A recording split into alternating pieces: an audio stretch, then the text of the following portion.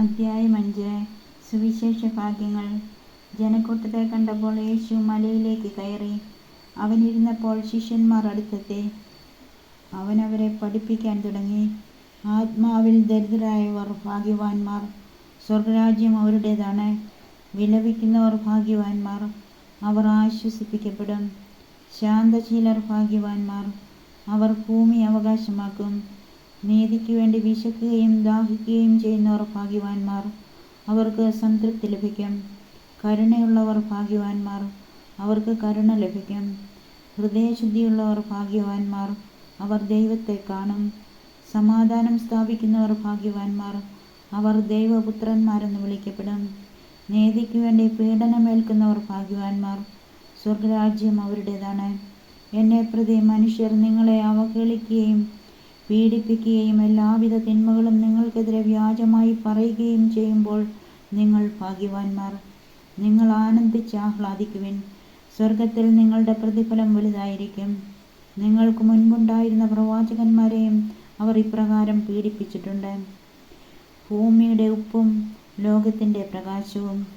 നിങ്ങൾ ഭൂമിയുടെ ഉപ്പാണ്. ഉറകെട്ടുപോയാൽ ഉപ്പിന് എങ്ങനെ വീണ്ടും ഉറകൂട്ടും? പുറത്തേക്ക് വലിച്ചെറിഞ്ഞ മനുഷ്യരാൽ ചവിട്ടപ്പെടാനല്ലാതെ മറ്റൊന്നിനും അത് കൊള്ളുകയില്ല. നിങ്ങൾ ലോകത്തിൻ്റെ പ്രകാശമാണ്. മലമുകളിൽ പണിതുയർത്തിയ പട്ടണത്തെ മറച്ചു വയ്ക്കുക സാധ്യമല്ല. വിളക്ക് കൊളുത്തി ആരും പറയുടെ കീഴിൽ വയ്ക്കാറില്ല, പീഠത്തിന്മേലാണ് വയ്ക്കുക. അപ്പോൾ അത് ഭവനത്തിലുള്ള എല്ലാവർക്കും പ്രകാശം നൽകുന്നു.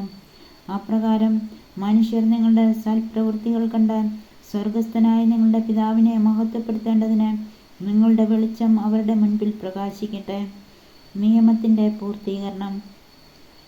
നിയമത്തെയോ പ്രവാചകന്മാരെയോ അസാധുവാക്കാനാണ് ഞാൻ വന്നതെന്ന് നിങ്ങൾ വിചാരിക്കരുത്. അസാധുവാക്കാനല്ല, പൂർത്തിയാക്കാനാണ് ഞാൻ വന്നത്. ആകാശവും ഭൂമിയും കടന്നു പോകുന്നതുവരെ സമസ്തവും നിറവേറുവോളം നിയമത്തിൽ നിന്ന് വള്ളിയോ പുള്ളിയോ മാറുകയില്ലെന്ന് സത്യമായി ഞാൻ നിങ്ങളോട് പറയുന്നു. ഈ പ്രമാണങ്ങളിൽ ഏറ്റവും നിസ്സാരമായ ഒന്ന് ലംഘിക്കുകയോ ലംഘിക്കാൻ മറ്റുള്ളവരെ പഠിപ്പിക്കുകയോ ചെയ്യുന്നവൻ സ്വർഗരാജ്യത്തിൽ ചെറിയവനെന്ന് വിളിക്കപ്പെടും. എന്നാൽ അതനുസരിക്കുകയും പഠിപ്പിക്കുകയും ചെയ്യുന്നവൻ സ്വർഗരാജ്യത്തിൽ വലിയവനെന്ന് വിളിക്കപ്പെടും. നിങ്ങളുടെ നീതി നിയമജ്ഞരുടെയും ഫരിസേയരുടെയും നീതിയെ അതിശയിക്കുന്നില്ലെങ്കിൽ നിങ്ങൾ സ്വർഗരാജ്യത്തിൽ പ്രവേശിക്കുകയില്ലെന്ന് ഞാൻ നിങ്ങളോട് പറയുന്നു. സഹോദരനുമായി രമ്യതപ്പെടുക. കൊല്ലരുത്, കൊല്ലുന്നവൻ ന്യായവിധിക്ക് അർഹനാകും എന്ന് പൂർവികരോട് പറയപ്പെട്ടതായി നിങ്ങൾ കേട്ടിട്ടുണ്ടല്ലോ. എന്നാൽ ഞാൻ നിങ്ങളോട് പറയുന്നു, സഹോദരനോട് കോപിക്കുന്നവൻ ന്യായവിധിക്ക് അർഹനാകും. സഹോദരനെ ഭോഷ എന്ന് വിളിക്കുന്നവൻ ന്യായാധിപ സംഘത്തിൻ്റെ മുമ്പിൽ നിൽക്കേണ്ടി വരും. വിഡ്ഢി എന്ന് വിളിക്കുന്നവനാകട്ടെ നരകാഗ്നിക്ക് ഇരയായിത്തീരും. നീ ബലിപീഠത്തിൽ കാഴ്ചയർപ്പിക്കുമ്പോൾ നിന്റെ സഹോദരന് നിന്നോട് എന്തെങ്കിലും വിരോധമുണ്ടെന്ന് അവിടെ വെച്ചോർത്താൽ കാഴ്ചവസ്തു അവിടെ ബലിപീഠത്തിന് മുൻപിൽ വെച്ചിട്ട് പോയി സഹോദരനോട് രമ്യതപ്പെടുക. പിന്നെ വന്ന് കാഴ്ചയർപ്പിക്കുക. നീ പ്രതിയോഗിയോടെ വഴിക്ക് വെച്ച് തന്നെ വേഗം രമ്യതപ്പെട്ടുകൊള്ളുക. അല്ലെങ്കിൽ പ്രതിയോഗി നിന്നെ ന്യായാധിപനും ന്യായാധിപൻ സേവകനും ഏൽപ്പിച്ചു കൊടുക്കും. അങ്ങനെ നീ കാരാഗൃഹത്തിൽ അടയ്ക്കപ്പെടും. അവസാനത്തെ ചില്ലിക്കാശും കൊടുത്തു വീട്ടുവോളം നീ അവിടെ നിന്ന് പുറത്തു വരികയില്ലെന്ന് സത്യമായി ഞാൻ നിന്നോട് പറയുന്നു. വ്യഭിചാരം ചെയ്യരുത്. വ്യഭിചാരം ചെയ്യരുത് എന്ന് കൽപ്പിച്ചിട്ടുള്ളത് നിങ്ങൾ കേട്ടിട്ടുണ്ടല്ലോ. എന്നാൽ ഞാൻ നിങ്ങളോട് പറയുന്നു, ആസക്തിയോടെ സ്ത്രീയെ നോക്കുന്നവൻ ഹൃദയത്തിൽ അവളുമായി വ്യഭിചാരം ചെയ്തു കഴിഞ്ഞു. വലത്ത് കണ്ണ് നിനക്ക് പാപഹേതുവാകുന്നെങ്കിൽ അത് ചുഴന്നെടുത്ത് എറിഞ്ഞു കളയുക.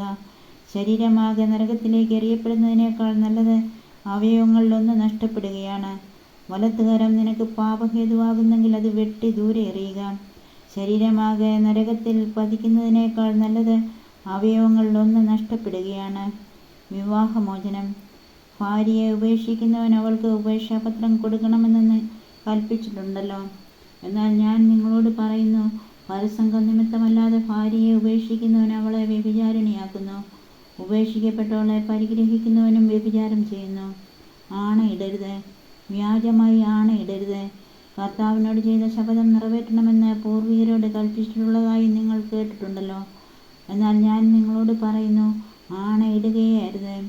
സ്വർഗത്തെക്കൊണ്ട് ആണയിടരുത്, അത് ദൈവത്തിൻ്റെ സിംഹാസനമാണ്. ഭൂമിയെക്കൊണ്ടും അരുത്, അത് അവിടുത്തെ പാദപീഠമാണ്. ജെറുസലമിനെ കൊണ്ടും അരുത്, അത് മഹാരാജാവിൻ്റെ നഗരമാണ്. നിന്റെ ശിരസിനെ കൊണ്ട് മാണയിടരുത്. അതിലെ ഒരു മുടിയിഴ വെളുപ്പിക്കാനോ കറുപ്പിക്കാനോ നിനക്ക് സാധിക്കുകയില്ല. നിങ്ങളുടെ വാക്ക് അതെ അതെ എന്നോ അല്ല അല്ല എന്നോ ആയിരിക്കട്ടെ.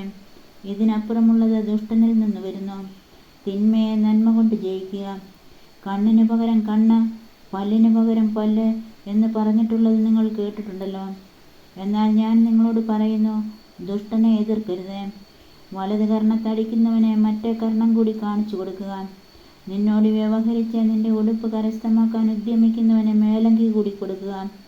1 മൈൽ ദൂരം പോകാൻ നിന്നെ നിർബന്ധിക്കുന്നവനോട് കൂടെ 2 മൈൽ ദൂരം പോകുക. ചോദിക്കുന്നവന് കൊടുക്കുക. വായ്പ വാങ്ങാൻ ഇച്ഛിക്കുന്നവനിൽ നിന്ന് ഒഴിഞ്ഞു മാറരുത്. ശത്രുക്കളെ സ്നേഹിക്കുക, അയൽക്കാരനെ സ്നേഹിക്കുക, ശത്രുവിനെ ദ്വേഷിക്കുക എന്ന് പറഞ്ഞിട്ടുള്ളത് നിങ്ങൾ കേട്ടിട്ടുണ്ടല്ലോ.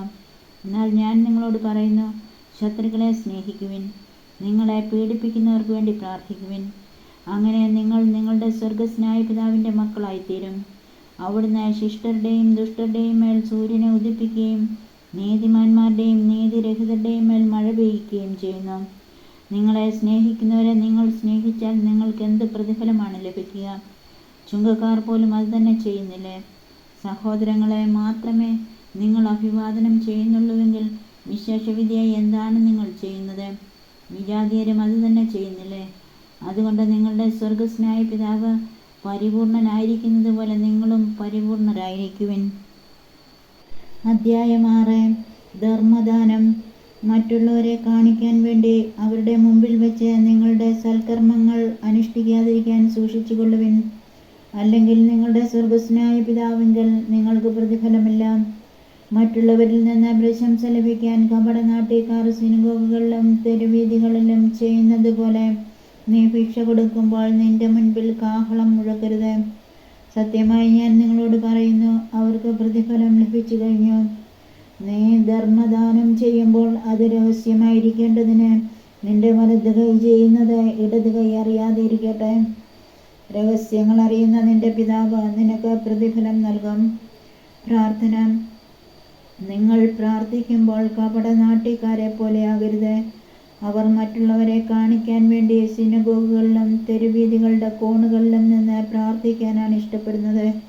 സത്യമായി ഞാൻ നിങ്ങളോട് പറയുന്നു, അവർക്ക് പ്രതിഫലം ലഭിച്ചു കഴിഞ്ഞു. എന്നാൽ നീ പ്രാർത്ഥിക്കുമ്പോൾ നിന്റെ മുറിയിൽ കടന്ന് കതകടച്ച് രഹസ്യമായി നിന്റെ പിതാവിനോട് പ്രാർത്ഥിക്കുക.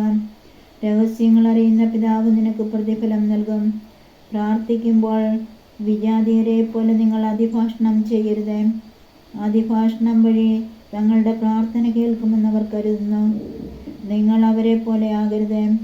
നിങ്ങൾ ചോദിക്കുന്നതിന് മുൻപ് തന്നെ നിങ്ങളുടെ ആവശ്യം നിങ്ങളുടെ പിതാവ് അറിയുന്നു. യേശു പഠിപ്പിച്ച പ്രാർത്ഥന. നിങ്ങൾ ഇപ്രകാരം പ്രാർത്ഥിക്കുവിൻ. സ്വർഗസ്നായ ഞങ്ങളുടെ പിതാവേ, അങ്ങയുടെ നാമം പൂജിതമാണമേ. അങ്ങയുടെ രാജ്യം വരണമേ. അങ്ങയുടെ ഹിതം സ്വർഗത്തിലെ പോലെ ഭൂമിയിലുമാകണമേ. അന്നു വേണ്ട ആഹാരം ഇന്ന് ഞങ്ങൾക്ക് നൽകണമേ. ഞങ്ങളുടെ കടക്കാരോട് ഞങ്ങൾ ക്ഷമിച്ചതുപോലെ ഞങ്ങളുടെ കടങ്ങൾ ഞങ്ങളോടും ക്ഷമിക്കണമേ. ഞങ്ങളെ പ്രലോഭനത്തിൽ ഉൾപ്പെടുത്തരുത്, തിന്മയിൽ നിന്ന് ഞങ്ങളെ രക്ഷിക്കണമേ.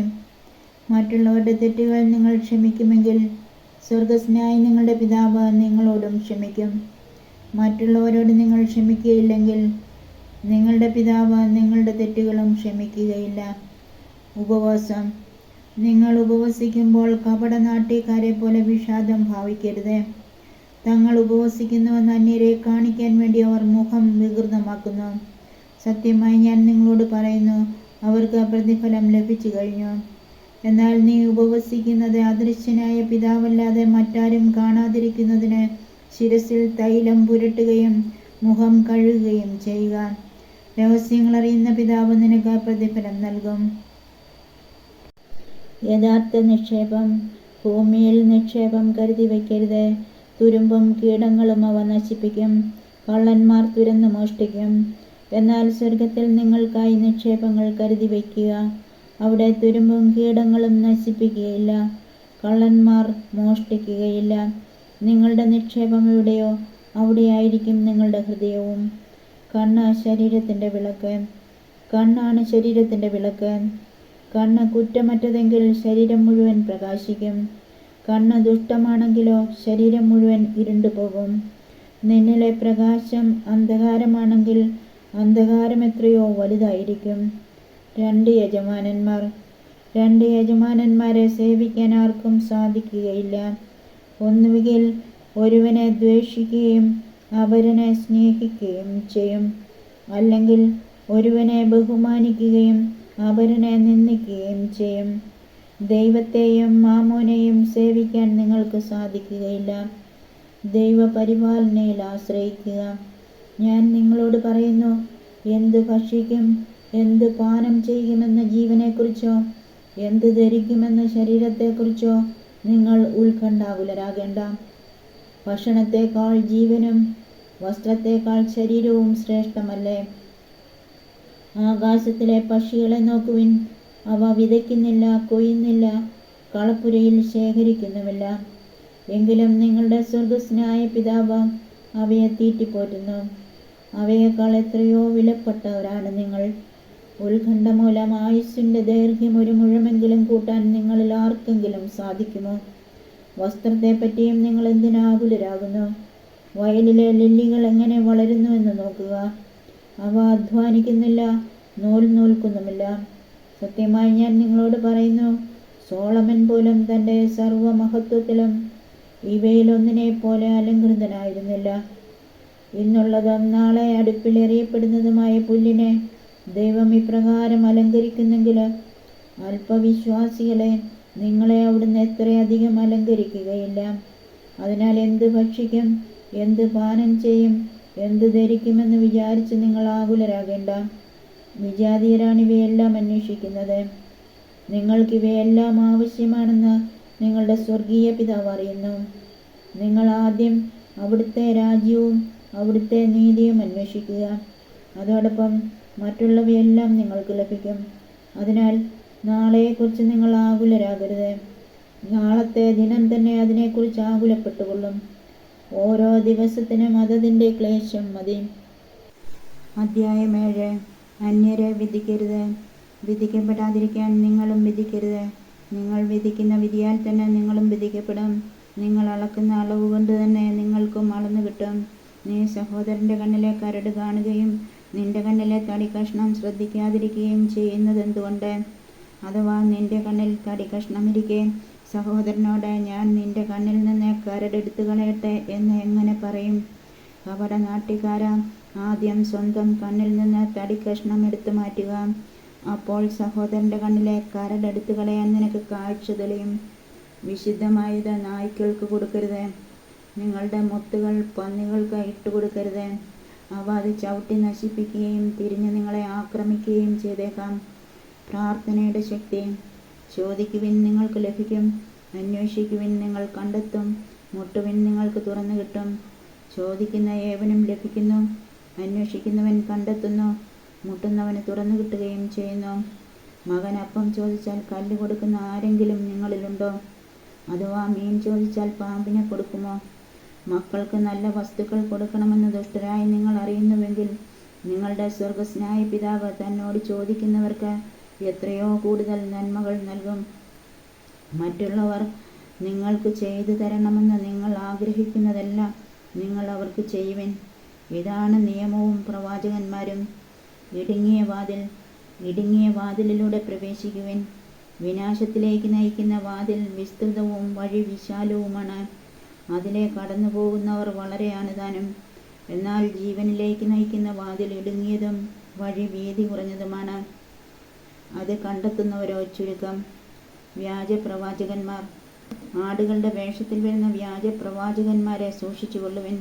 ഉള്ളിൽ അവർ കടിച്ചു ചീന്തുന്ന ചെന്നായ്ക്കളാണ്. ഫലങ്ങളിൽ നിന്ന് അവരെ മനസ്സിലാക്കാം. മുൾച്ചെടിയിൽ നിന്ന് മുന്തിരിപ്പഴമോ ഞെരിഞ്ഞിൽ നിന്ന് അത്തിപ്പഴമോ പറിക്കാറുണ്ടോ? നല്ല വൃക്ഷം നല്ല ഫലവും ചീത്ത വൃക്ഷം ചീത്ത ഫലവും നൽകുന്നു. നല്ല വൃക്ഷത്തിന് ചീത്ത ഫലങ്ങളോ ചീത്ത വൃക്ഷത്തിന് നല്ല ഫലങ്ങളോ പുറപ്പെടുവിക്കാൻ സാധിക്കുകയില്ല. നല്ല ഫലം കായ്ക്കാത്ത വൃക്ഷമെല്ലാം വെട്ടി തീയിലെറിയപ്പെടും. അവരുടെ ഫലങ്ങളിൽ നിന്ന് നിങ്ങൾ അവരെ അറിയും. യഥാർത്ഥ ശിഷ്യൻ. കർത്താവേ, കർത്താവേ എന്ന് എന്നോട് വിളിച്ചപേക്ഷിക്കുന്നവനല്ല, എൻ്റെ സ്വർഗസ്നായ പിതാവിൻ്റെ ഇഷ്ടം നിറവേറ്റുന്നവനാണ് സ്വർഗരാജ്യത്തിൽ പ്രവേശിക്കുക. അന്ന് പലരും എന്നോട് ചോദിക്കും, കർത്താവേ, കർത്താവേ, ഞങ്ങൾ നിന്റെ നാമത്തിൽ പ്രവചിക്കുകയും നിന്റെ നാമത്തിൽ പിശാചുകളെ പുറത്താക്കുകയും നിന്റെ നാമത്തിൽ നിരവധി അത്ഭുതങ്ങൾ പ്രവർത്തിക്കുകയും ചെയ്തില്ലേ? അപ്പോൾ ഞാൻ അവരോട് പറയും, നിങ്ങളെ ഞാൻ ഒരിക്കലും അറിഞ്ഞിട്ടില്ല. അനീതി പ്രവർത്തിക്കുന്നവരെ, നിങ്ങൾ എന്നിൽ നിന്ന് അകന്നു പോകുവിൻ. എൻ്റെ ഈ വചനങ്ങൾ ശ്രവിക്കുകയും അവ അനുസരിക്കുകയും ചെയ്യുന്നവൻ പാറമേൽ ഭവനം പണിത വിവേകമതിയായ മനുഷ്യന് തുല്യനായിരിക്കും. മഴ പെയ്തു, വെള്ളപ്പൊക്കമുണ്ടായി, കാറ്റൂതി, അത് ആ ഭവനത്തിന്മേൽ ആഞ്ഞടിച്ചു, എങ്കിലും അത് വീണില്ല. എന്തുകൊണ്ടെന്നാൽ അത് പാറമേൽ സ്ഥാപിതമായിരുന്നു.